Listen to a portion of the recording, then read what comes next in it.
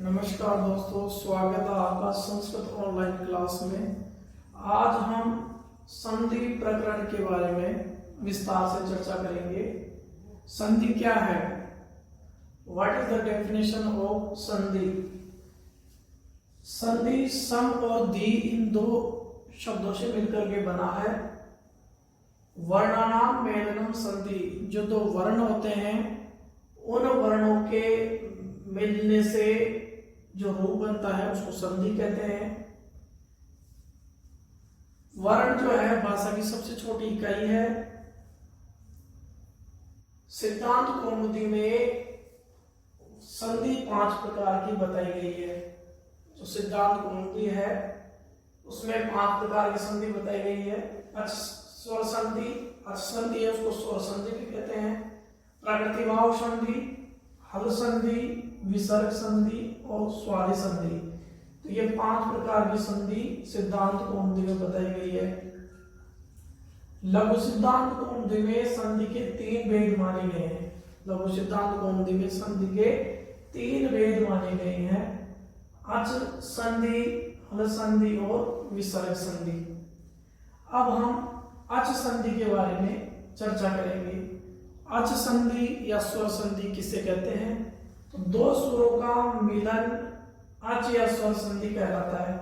दो स्वर जब आपस में मिलते हैं तब वहां पे अच संधि होती है। अब इस अच संधि के कितने भेद होते हैं? तो अच संधि या स्वर संधि का भेद सवर्ण दीर्घ संधि, गुण संधि, वृद्धि संधि, यण संधि, पूर्व रूप संधि, अयाति संधि, पररूप संधि। ये सब अच संधि के भेद हैं। अब हमें यहाँ सवर्ण दीर्घ संधि के बारे में पढ़ना है कि सवर्ण दीर्घ संधि क्या है। तो इसकी परिभाषा है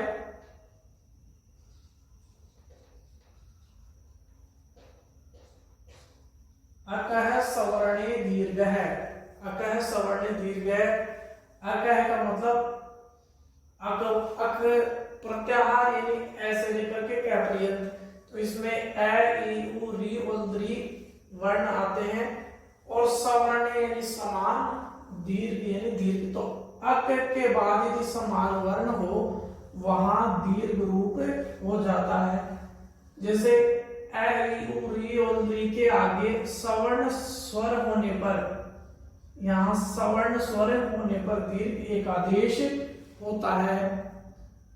अक वर्ण के बाद में यदि सवर्ण हो यानी वो ही वर्ण हो तो वहां पे दीर्घ एक आदेश होता है। एक आदेश क्या है? एक आदेश से तात्पर्य है दो स्वरों के स्थान पर एक ही स्वर के होने से। यानी दो स्वर है, उन दोनों स्वरों के स्थान पर एक ही स्वर होता है, उसे एक आदेश कहते हैं। जैसे उदाहरण में हम देखेंगे ए, आ प्लस ए और आ, तो ए और ए मिलकर के भी आ बनता है और आ और ए मिलकर भी आ बनता है। तो ये हो गया इनका एक आदेश, यानी दो स्वरों के स्थान पर एक ही स्वर का होना, ये एक आदेश होता है। हम उदाहरण की ओर देखते हैं तो विद्या प्लस आलय है। विद्या के अंदर ये द और ये से मिलकर के ध्य बनता है और फिर इसमें आ स्वर है और ये आलय में आ स्वर आ गए, यानी पूर्व पद और उत्तर पद। तो पूर्व पद का अंतिम वर्ण और उत्तर पद का पूर्व वर्ण, इन दोनों के मिलने से जो परिवर्तन होता है वह संधि कहलाती है। तो पूर्व पद हो गया ध्या और उत्तर पद हो गया आ, तो ये द और ये हो गया व्यंजन वर्ण, ये आ गया स्वर। अब हम नीचे चलते हैं तो वी तो ऐसे कैसे आ जाएगा? इसमें द और ये मिलके ध्या बन जाएगा, प्लस आ हमने लिख लिया, प्लस ये आ और आ मिलकर के आ बन गया और लय हमने ऐसे कैसे नीचे लिख लिया। जब मिलाएंगे तो इनका संयोग करेंगे तो वी ध और आ मिलकर के ध्या और लय मिल जाएगा, तो विद्या लय बन जाएगा। फिर हम चलते हैं सदा प्लस अत्र। पूर्व पद का अंतिम वर्ण आ और उत्तर पद का पूर्ण वर्ण ए।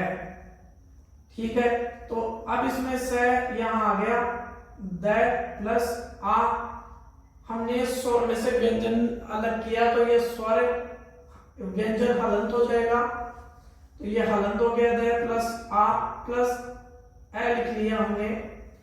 अब उसके बाद में से ऐसे कैसे लिख लिया, द में आ मिलाएंगे तो द में आ मिलाएंगे तो दा बन जाएगा, और त्र इसे कैसे आ जाएगा सदा, तो इसका रूप बन जाएगा। फिर हम चलते हैं ई और बड़ा ई, तो छोटा ई प्लस बड़ा ई भी बड़ा ई बनेगा, और बड़ा ई प्लस छोटा ई भी बड़ा ई बनेगा। जैसे भूमि प्लस ईसा है, भू मैं हलंत कर दिया, ई स्वर निकाल दिया प्लस ईशा लिख दिया, भू मैं प्लस ये छोटा ई और ये बड़ा ई दोनों के स्थान पे एक आदेश हो जाएगा ई, और शय हमने ऐसे कैसे लिख लिया। जब इनको जब संयोजित करेंगे तो भू मैं में मिलाएगा तो बड़ा ई बन जाएगा भूमि, और ये शय आ जाएगा तो भूमि शय हो जाएगा। फिर है यदि प्लस इच्छा, तो द को हलंत कर दिया, ईश्वर निकाल लिए प्लस इच्छा, द छोटा ई और छोटा ई मिलकर बड़ा ई बन गया, द में ई मिल गया तो दी बन जाएगा, और ये आगे का जुड़ जाएगा, ये दीक्षा इसका रूप बन जाएगा। फिर है उ और उ प्लस उ बराबर उ, विष्णु प्लस उदय है, विष्णु में न में उ निकाल लिया तो न हलंत हो गया प्लस उदय आ गया, विश्व में उ प्लस दय है, न में उ मिलाएंगे तो उ की मात्रा बड़ी हो जाएगी प्लस दय लिख दिया, विष्णु दय बन जाएगा। फिर है री प्लस छोटा री बड़ा री प्लस छोटा री बड़ा री बराबर बड़ा री, जैसे पितरी प्लस ऋणम है, पितरी में तय में री की मात्रा है तो तय हलंत हो गया, री स्वर निकाल लिया हमने, प्लस ऋणम है तो री और री मिलके बड़ा री बन गया, तय में बड़ा री जुड़ जाएगा तो बड़ा त्री बन जाएगा, पितृणम रूप बन जाएगा। फिर उसके बाद में है द्रि प्लस द्रि बराबर द्रि, तो द्रि हमेशा इसमें दीर्घ का अभाव होता है, द्रि में किसका अभाव होता है, दीर्घ का अभाव रहता है, तो द्रि प्लस ली बराबर छोटा द्रि, और इसका रूप बन जाएगा द्विकार है।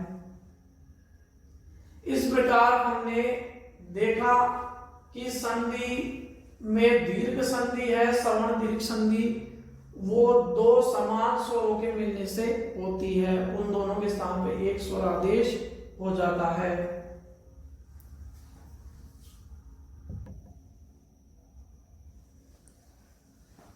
गुण संधि, गुण संधि का क्या सूत्र है, आद गुण है। आद गुण है का क्या अर्थ है कि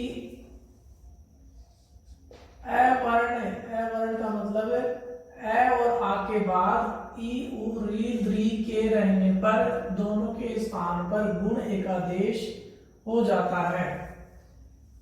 ए और आ के बाद यदि ई उ री और द्री वर्ण आ जाए तो उन दोनों के स्थान पे गुण एकादेश हो जाता है, और गुण से तात्पर्य है ए और ओ से, ए और ओ से इसका तात्पर्य किसका, गुण का।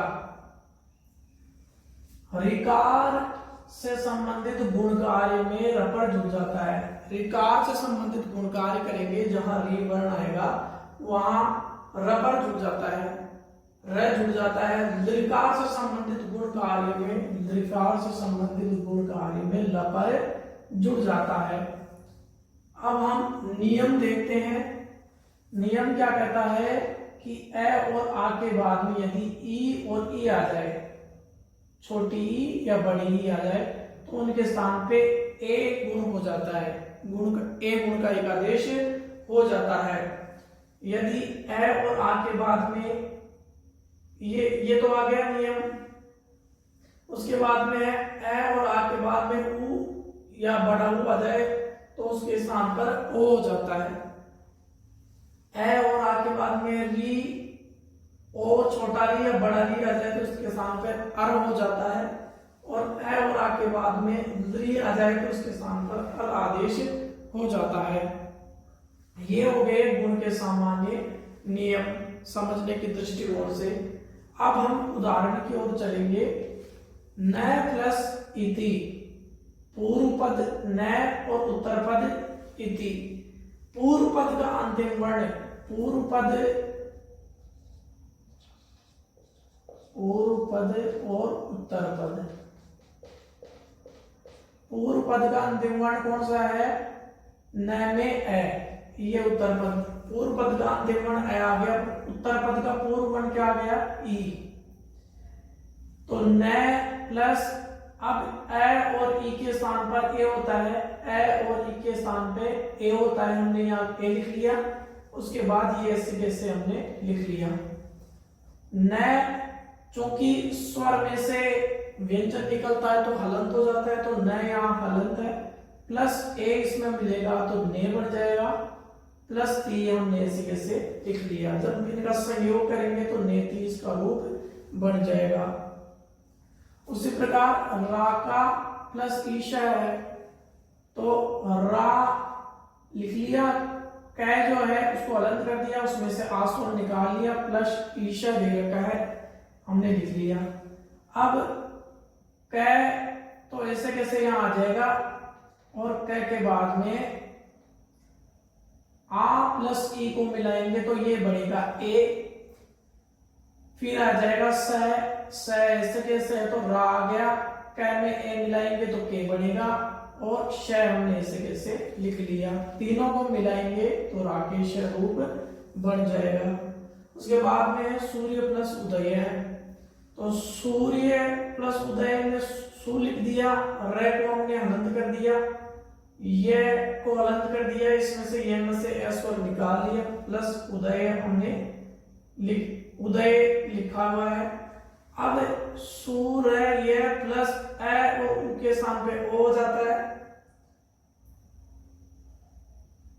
ए और उनके स्थान पर ओ हो जाता है, तो हमने यहाँ पे ओ लिख लिया। तो सूर्य ये में ओ मिलाएंगे तो बनेगा यो, और ये दय ऐसे कैसे लिख लिया, बनेगा मिलाएंगे तो सूर्यो दय बन जाएगा।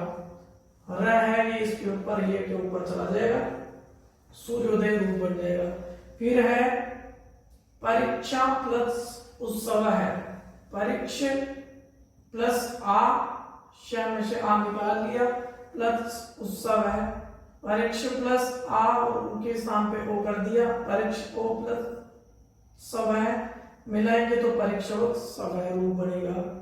उसके बाद में है देव प्लस ऋषि, तो देव पूर्व पद का अंतिम वर्ण है व में ए, और उत्तर पद का पूर्व वर्ण है री, ए और री मिलके बनता है अर, देव व अर प्लस शी, व में ए मिलेगा तो वह पूरा बन जाएगा, और ऋषि के ऊपर चला जाएगा, देवर्षि रूप इसका बन जाएगा।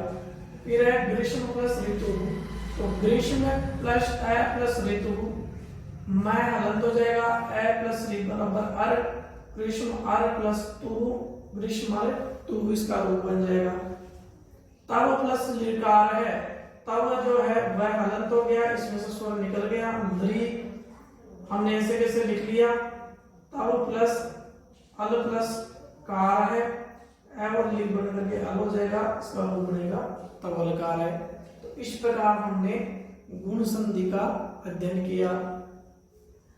आपको अगर पढ़ा हुआ समझ में आए तो कमेंट बॉक्स में कमेंट करना, वीडियो आपको कैसा लगा। अगर आप चैनल पे नए हो तो सब्सक्राइब करना, और अगर कोई आपको डाउट हो तो कमेंट बॉक्स में लिखना, उसका समाधान भी करेंगे।